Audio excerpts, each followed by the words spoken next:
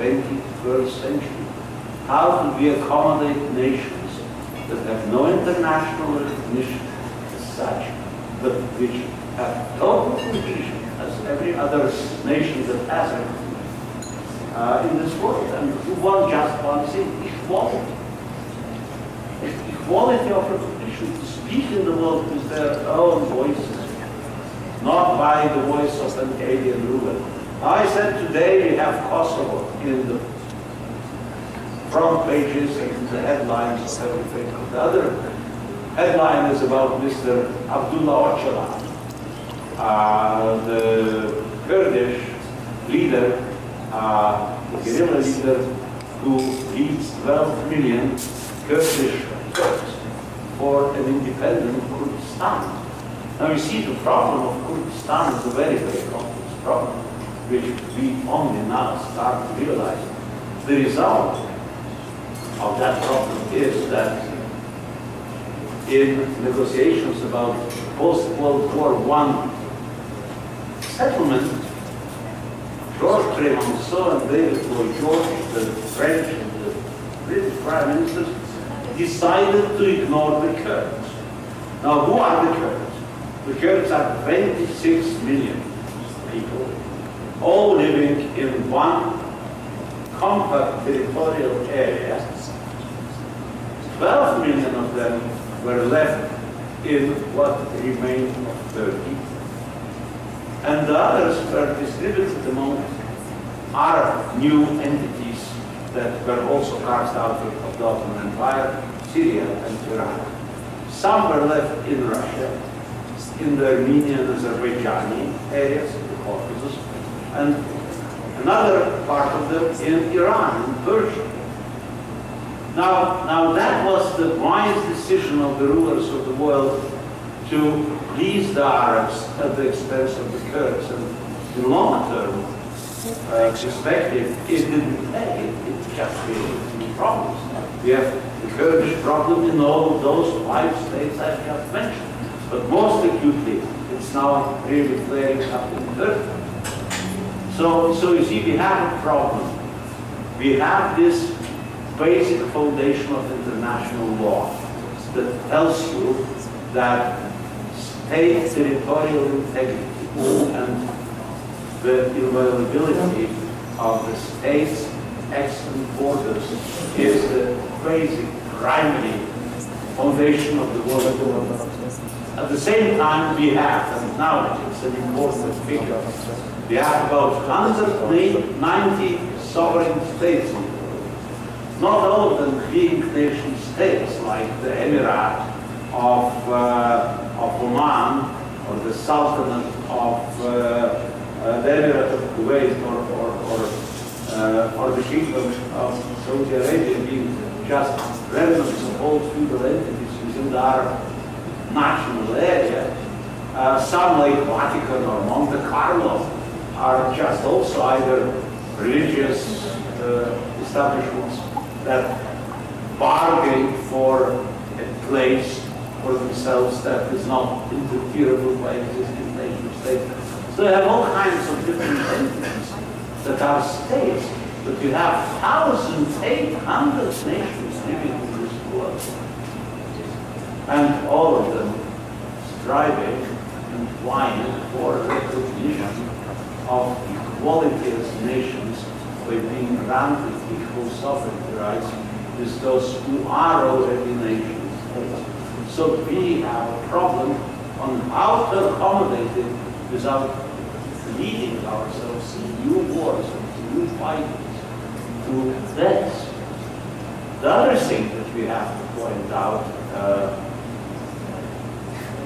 I'm looking at my watch, for the 21st century world is less really divisive.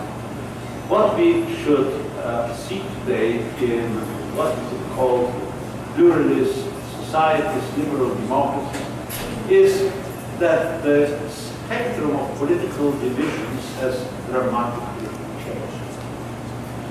And in fact, there are still parties calling themselves socialists, There are still parties calling themselves communists. There are still parties that are calling themselves, Islamic fundamentalists who want a new vision of world order. Supposedly. But if you look at the reality of the distribution of political forces, if you look at the political stage in Britain, we will see that the socialist labor and the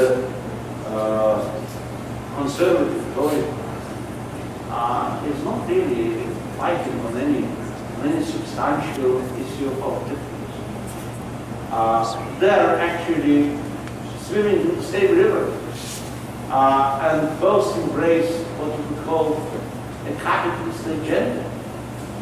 What is the difference within those parties? And that will be valid for the entire world. If I had a chalkboard, I would design a cross, okay? Cross as a system of coordinates. On the horizontal line of the cross, on one end, I would put the name integrations. People who want very quickly to have the world united and really managed as a plurality of states and nations, but being inspired and cooperating with each other for the same basic values. On the other end of this horizontal line of the cross, you have isolations, or I would say separatists, who say globalism is rubbish, it only has one purpose, and that purpose is to deprive us of our beloved identity, of our beloved separate statehood. It's a plot on behalf of those ruthless cosmopolitans who don't know any religion, any nation, anything, that have really this sort of outlook that is inconsistent with human nature, that is rooted in each particular soil and could not come together into a fictitious union. That is one spectrum. And if you take another one, the vertical line of the cross, on the bottom of that line you could put the title social welfare. Those who don't mind capitalism but still believe that capitalism is continuously and irredeemably wicked. As long as it lays the golden eggs, it will tolerate it, okay? So no problem about that. But it will skin the capitalist profiteers by taxation policies. We will put it in the public domain through the treasury means, and we will redistribute as welfare to those less advantaged, poor guys who don't know how to benefit from capitalism. And on the other extreme of that vertical line across are laissez-faire capitalism, libertarians, for example. Yes, Mr. Štromas was my old student. And if you look at political orientations, you can place immediately everyone who is in political business somewhere in that system of coordinates. You see, you take Fountainhead, and of course he will end up on the line of the cross horizontally in between the welfares and the laissez-faire, because he doesn't take issues from that. That makes him different from Ross Perot. Ross Perot is an isolationist. He put him very high on the horizontal cross line at the isolationist now. So is Vatican. Ross Perot is very high on the free market and this affair. So he's up on the isolationist side, and Can will be on the line much lower. If you take Bill Clinton, he will go into the middle of the integration, okay? But he would sink down to the welfareists. And so you could do this every political activity, with every political party. You will have to place them on that in order to actually find out why it was possible for Margaret Thatcher to say that Tony Blair, the Labour Party leader, is the best conservative prime minister to the British public. So that is a problem that is also divisive, but not as much divisive. You see, because behind those welfareists, all those who now are in consensus about what the global world order should be like, we have plenty of lurking, vindictive, potential dictators that are looking for opportunity to impose their own agendas on the world. One of such lobbies is the environmentalist lobby. It is a great thing. Because they will not accommodate anyone. They will subordinate everyone to the agenda of saving mankind from extinction by its own greed. You will have Ayatollahs who are worried about the purity of Shiite Islam and who fight everyone who is challenging them, and that means they will fight the great Satan of the United States, which they see as an objective force for integration. So that political spectrum seems to be today consensual, but on its extremes it contains many potential dangers that we have to be aware of. One more point about this, so that you know what my position is. I don't believe in the fundamentalist Islamic threat. Not at all. I mean, in fact, all the isolationist forces today are really relegated to the extreme wings of their, I would say, separatist nationalism. I mean, Iranian Ayatollahs could reach out to some Shiite Muslims in Lebanon and in Iraq. They couldn't go any further because there is really not many people who would share their visions. So they are relegated to the natural confinement of where their refuse to go. Actually, when Ayatollah Khomeini was alive, he met Gorbachev, and he told him very openly, he said, "You are anti-American as a communist. I am anti-American as a Shiite Muslim.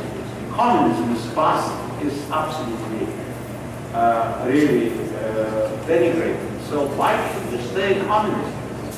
Convert to Shiite Islam, and together, you, the Soviet Union, with all the nuclear weapons, and we, representing the true face, will change the face of the world by annihilating the Americans." But of course, that is not a joke, you may say, but in practical terms it is. Because those ideologues, the remnants on the separate spectrum, they are actually unable to realize that their time is wrong. So they make those funny propositions, but their time is gone.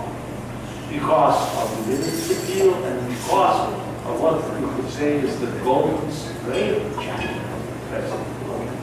You see, that is an important point that promotes the capitalist future more powerful than anything else. And actually already they told us after the death of Khomeini are going the golden straitjacket way. Thank you so much. Now when they talk about the golden straitjacket, I mean there are certain conditions that you have to meet if you want to be a member of the United Nations, of World Trade Organization, of the European Union, okay, of NATO. And for many different reasons, people crave to get into that entity of those very privileged views because there are many benefits accruing from that aspect. So building here, they are trying to adjust their colors to the demands. Now look at the harmonious situation that developed between Hungary and the Romanian states. I mean, Pennsylvania is not an issue anymore.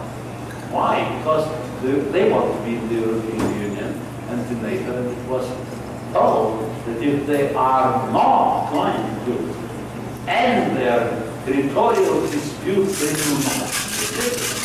Okay, forever to renounce their neutral place to every territory they're happy with the status quo in which Hungary will arm themselves. So you see, the golden straitjacket is really attracting people and forcing them to renounce some obsolete 19th century based claims to get the others for some advantages, and that golden straitjacket is a major factor for globalization. That is outplaying and so good the potential dangers that are lurking on the separatist scheme. And now to conclude with the separatist scheme, what I want to say here is that they are destined to slow down the integration process. That's it.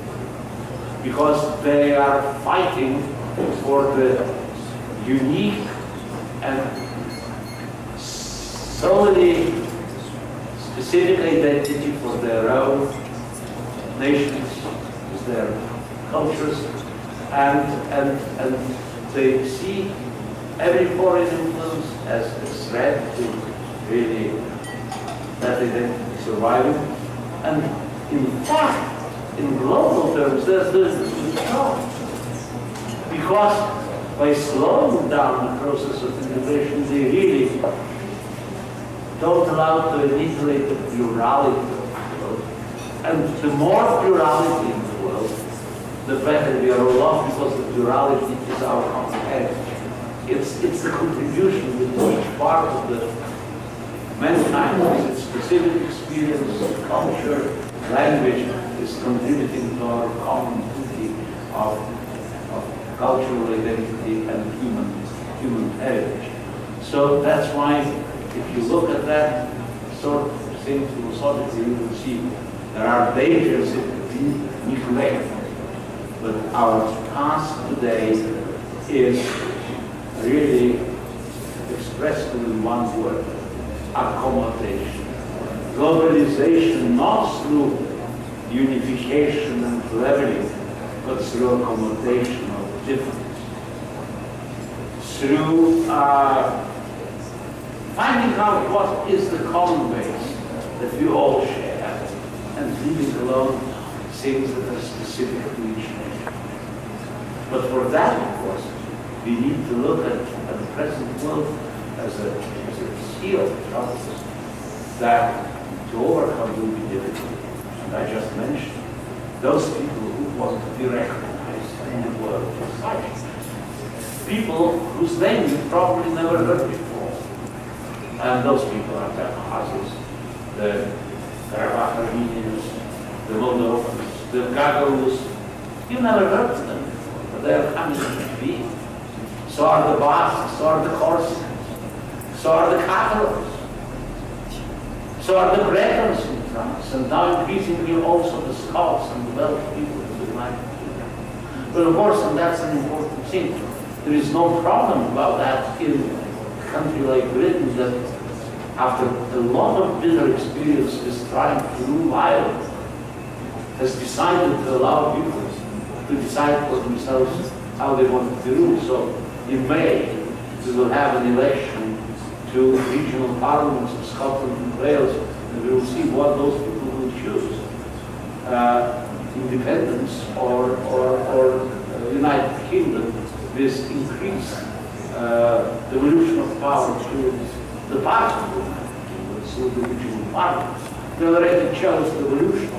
But if Mr. Salmon, for example, wins the election in Scotland, then on the agenda will be the separation of Scotland and then of the United Kingdom, which the United Kingdom will not oppose by force. The same problem in Quebec, in Canada. which will also be decided by popular will in the referendum. But that's what I'm trying to say.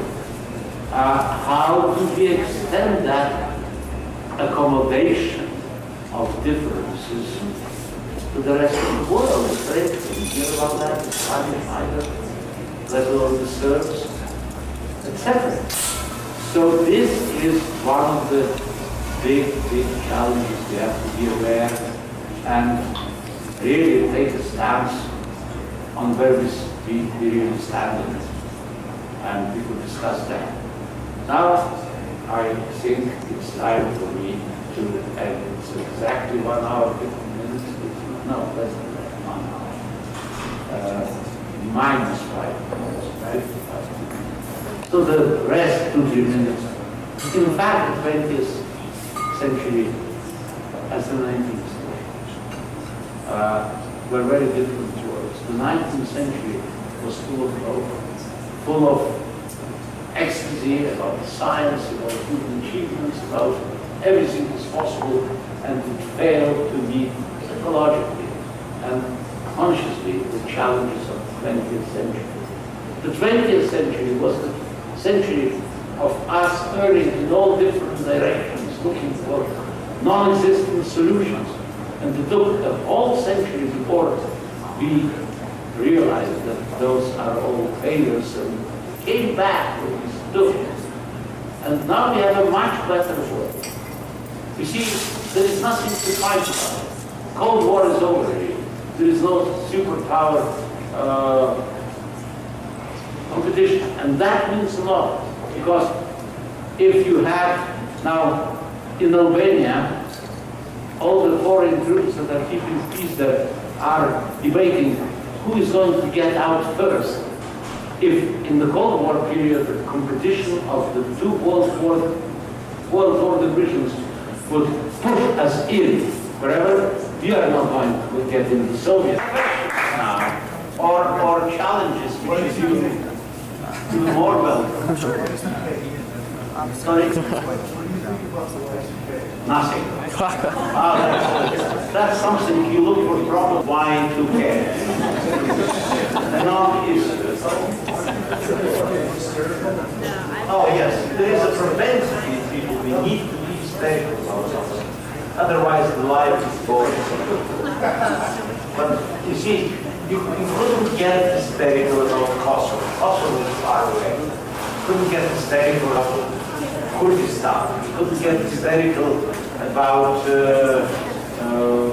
how to maintain an agreement to keep peace in Bosnia, or how to solve the problem of Nagorno-Karabakh. All those are real problems, but they're so remote. In America, we are so nice people too, you know, in our comfort, in our problemlessness. Oh, we have a few self-appointed terrorists like Timothy McVeigh, and some Arab terrorists are penetrating and blowing up from time to time the World Trade Center or something else. But again, those are exotic things. Whereas Y2K is just in every computer, and almost everyone is a user of computers. And we know our bank accounts are very on the smooth work, so they are getting hysterical. But I'm sorry to say, I don't give the value of a eggshell for all those words about Y2K. And I guarantee you that in 2 years' time, it will be solved and forgotten.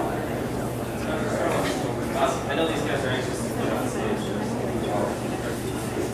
We spoke years ago in class about the inevitable downfall of communist China. Yeah.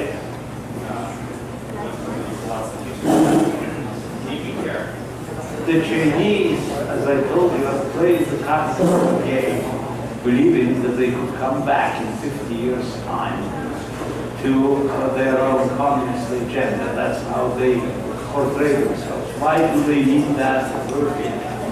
Because they have no other mandate to move the future of China. But that kind of future vision of this communist world. There are many contenders for managing China outside the framework of the Communist Party. Okay? That's why you have already now two opposition parties that spontaneously formed themselves in China. One was the Democratic and the other Labour Party. All activists were immediately arrested in jail. Because the communists could only survive on the monopoly of their ideological vision. Now, will they? You see, their lifetime was prolonged. I will tell you why. By the chaos that ensued in the Soviet Union after the Communist Party was removed from office. Because in fact, in a totalitarian system like the communist system now, the Communist Party is not just an ideological entity, it is the administrative corpus that holds the society together. And of course the Chinese, being afraid of chaos, anarchy, and total dissolution, as it was the case with the Soviet Union, said it's better to have an oppressive communist party in charge than no one. So that gave some more lifespan to communism. But it won't last through this generation of rulers. People of my age are now managing China. They're not ideologues, they're pragmatists. But the more pragmatic they are, the more they have to insist that they are ideological. Okay? And they play the game with the cats, catching mice and things like that, in fact preparing for the next step, the next generation of leaders, which will depend not on the legacy of their participation in Communist Party structures, but on their skills to manage things of the 21st century. Now, today the greatest challenge for China is Taiwan.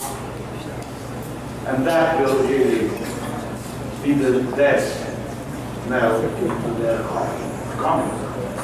You see, because as long as those parties develop on the continent, the Communist Party still has enough power to spread. Not for long, like the Soviet Union, it didn't last for long. The sense will prevail anyway.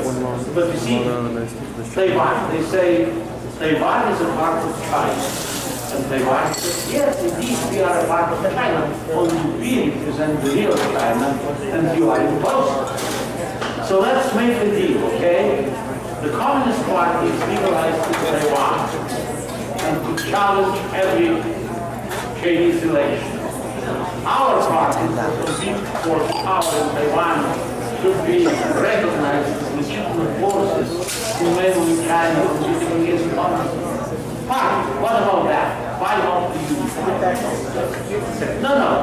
You come in like Hong Kong. Two systems in one country, but we will never relinquish even an inch of our life. That's not a deal. But the people listen to what the Taiwanese have to say. People know that Taiwan is the hope. But what China does not report, although they try to torture it, sort of opposition, is a war against Taiwan. Because most of the wealth that China is really getting, and the lines of integration are going through the movement and environment they will use on.